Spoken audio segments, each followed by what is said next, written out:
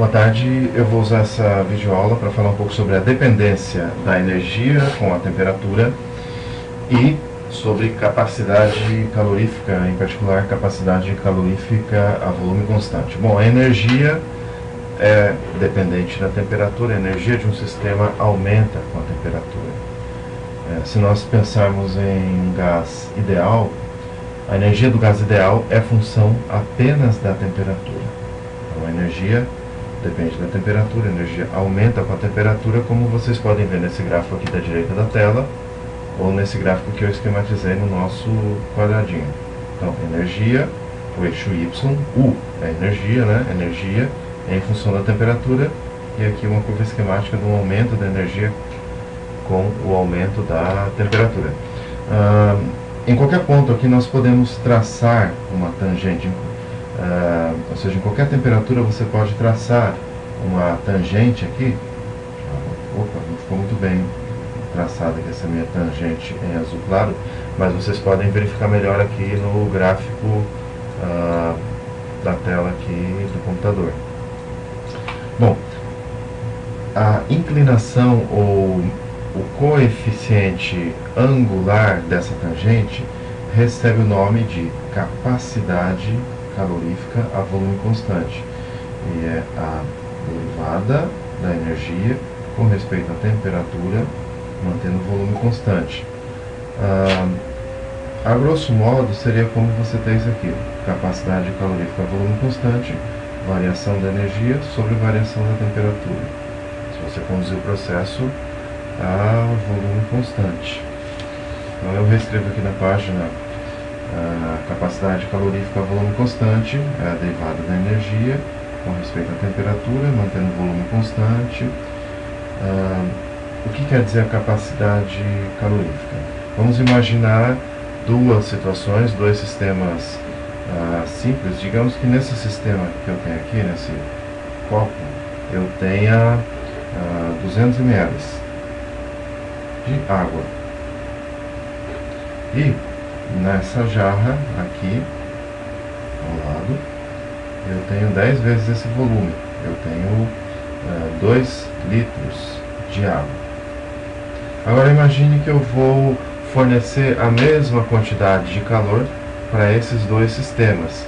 Então, em cada um desses sistemas, para cada um desses sistemas, eu forneço uma certa quantidade de calor, que é igual 10 kJ, por exemplo. O sistema da direita para o sistema da esquerda. É equivalente a você imaginar assim: eu tenho um copo d'água à esquerda, uma jarra cheia de água à direita, e aí eu pego um daqueles maçaricos usados em gastronomia e vou aquecer o lado externo ali por 10 segundos, vamos chutar. Aqueço pelo mesmo tempo, fornece a mesma quantidade de energia para esses dois sistemas. É óbvio que no sistema da esquerda, no copo de água, o aumento de temperatura é maior. Isso quer dizer que a capacidade calorífica da água é menor, porque se você pegar aqui, ó, CV igual ΔU sobre ΔT, para uma mesma quantidade de energia que eu forneço para esses dois sistemas, o maior aumento de temperatura vai ser no copo da água. Então o denominador aqui vai ser maior, consequentemente a capacidade calorífica fica menor.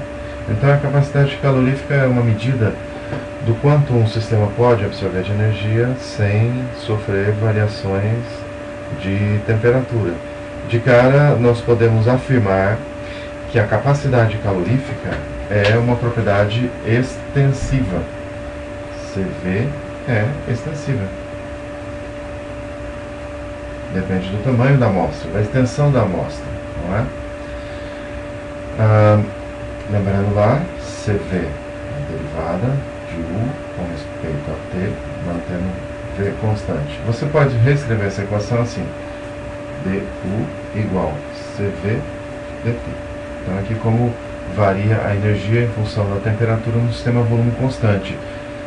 Coloquei em termos infinitesimais. Agora, lembra que se você pega uma propriedade extensiva, como capacidade calorífica, e divide por uma propriedade extensiva como número de mols, você vai ter uma propriedade intensiva. No caso, a capacidade calorífica a volume constante molar.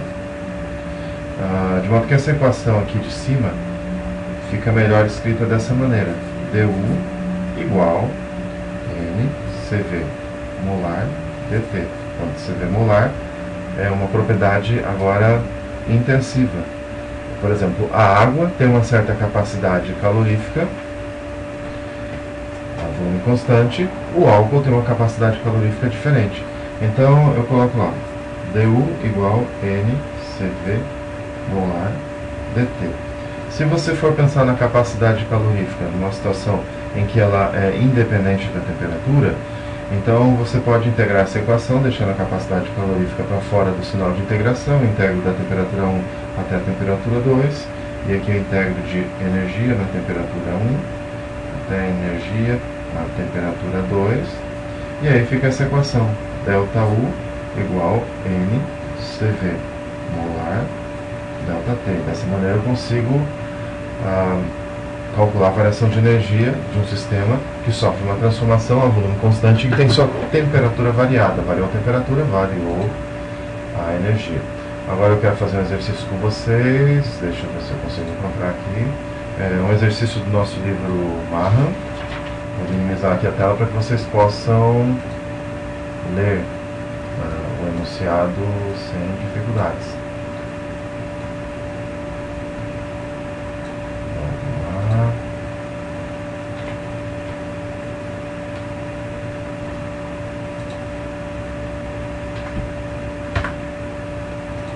Falta um detalhe aqui.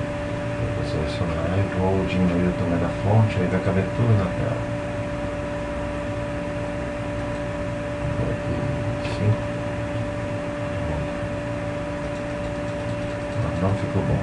Não ficou bom. Então vamos dar um Ctrl Z aqui. Desculpe aí pela falha técnica. Vou tentar colocar aqui em cima para vocês conseguirem ler. Pronto. Então tem lá, 1 mol de gás ideal é aquecido lentamente de 200 a 300 Kelvin, a pressão constante. Calcule Q, W, delta E e delta H. Faltou explicar o que é delta H para vocês, mas aqui eu vou colocar a equação apenas, porque como eu já comecei a fazer o problema, né? Então, veja só, se é realizada a pressão constante, você tem lá início, você tem uma temperatura inicial de 200 Kelvin, uma pressão inicial de 2 atm, e aí o sistema sofre um aquecimento, a pressão constante chega ao estado final. No estado final, você tem uma temperatura de 300 Kelvin e a pressão é a mesma, 2 atm. Certamente houve uma variação de volume. O volume você calcula usando a equação de estado dos gases ideais, volume igual N T sobre P. Vou calcular rapidinho o volume. Volume igual, vou lá pegar minha calculadora, vocês podem pegar de vocês. Posso fechar isso aqui. Aqui está a nossa calculadora. E então é 1 mol.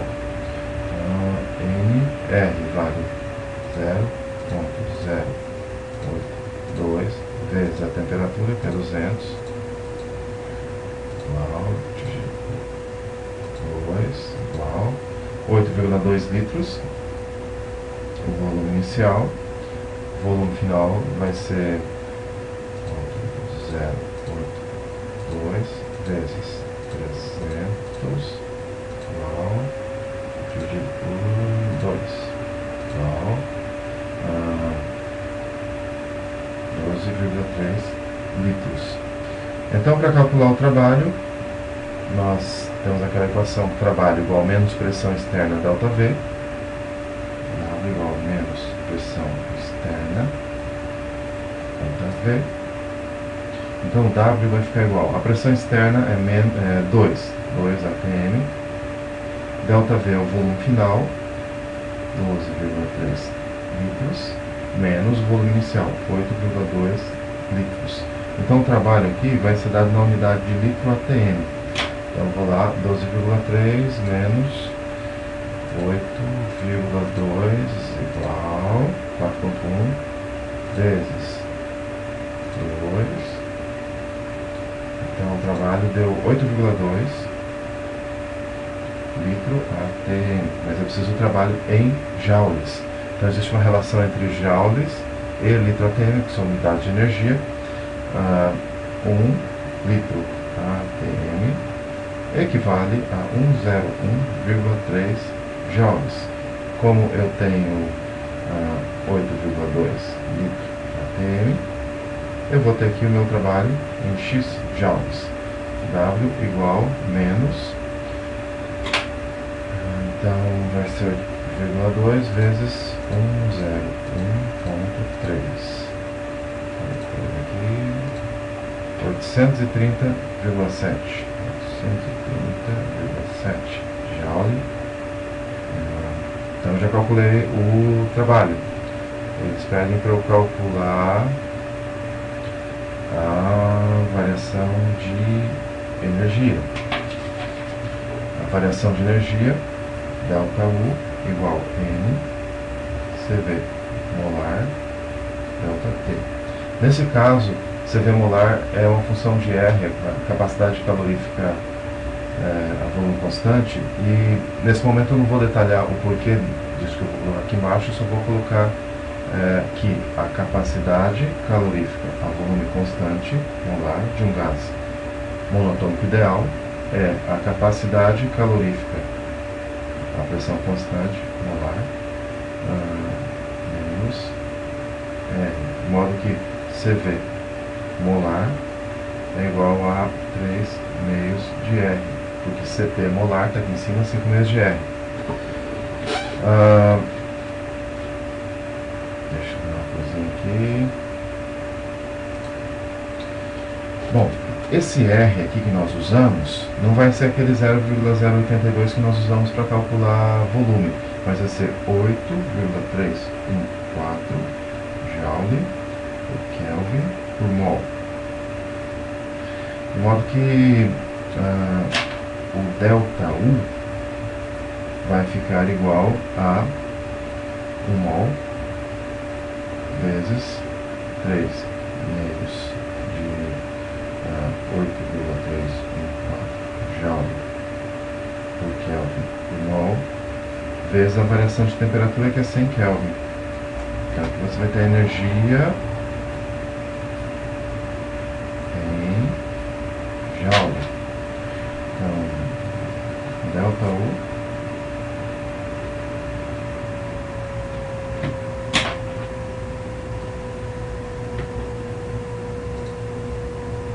vai ficar assim: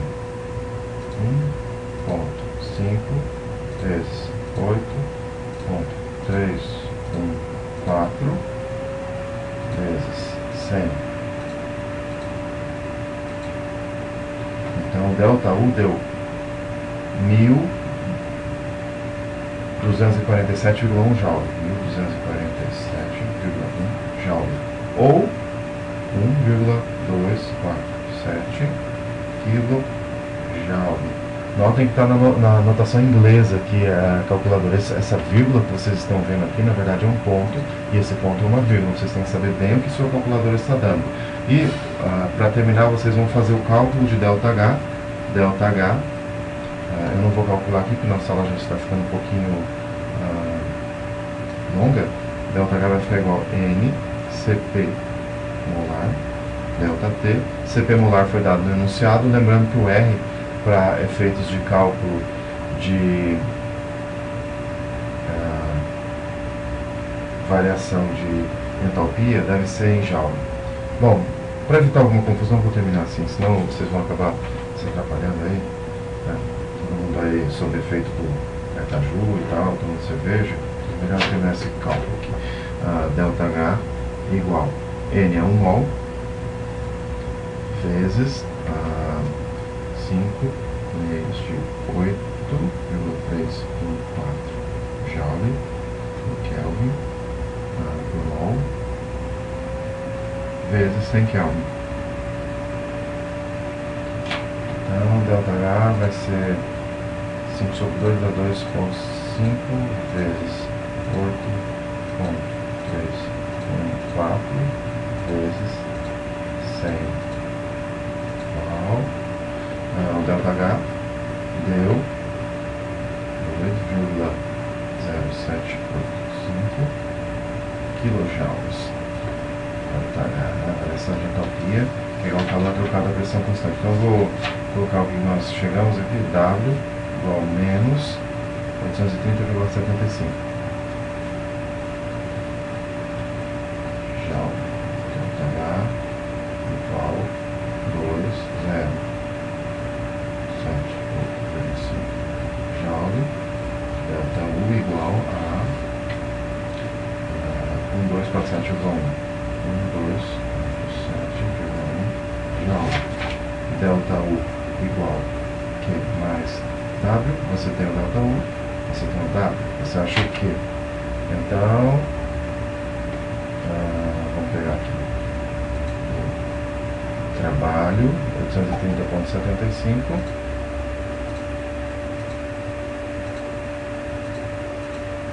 mais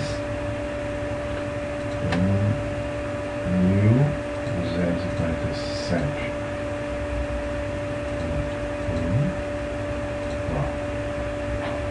Que é igual a 2,078 kJ. Provavelmente por essa diferença que deu uma pequena diferença entre calor e trabalho, provavelmente por algum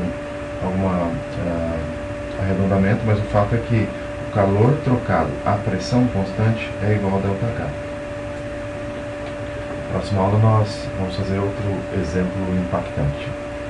Até lá.